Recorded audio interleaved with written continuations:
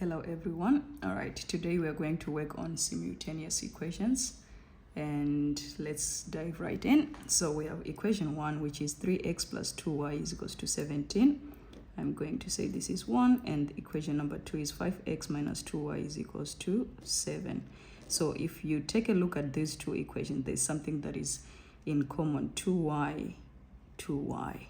So we are going to just use elimination method because it's quite easier just taking a look at these two equations. So for us to eliminate, we are going to add these two equations. So we are going to say add equation 1 and equation 2. So let's go on. So we are going to say 3x plus 2y plus 5x minus 2y is equals to 17 plus 7. Let's simplify. 3x plus 5x gives us 8x, and plus 2y minus 2y, that's 0, which is equals to 17 plus 7. We'll get 24, and we are going to divide each side by 8. X is equals to 3.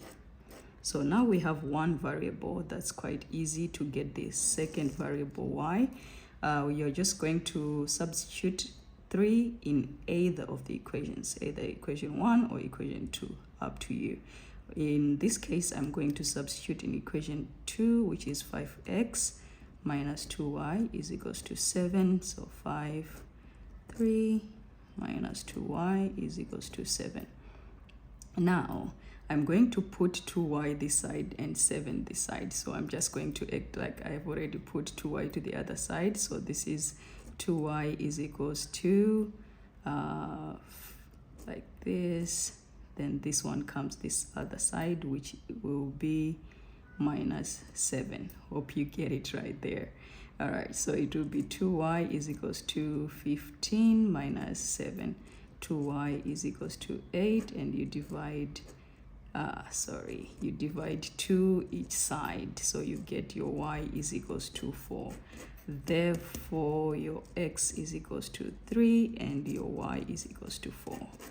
Wonderful. Thank you for watching, and let me know what you think in the comment section.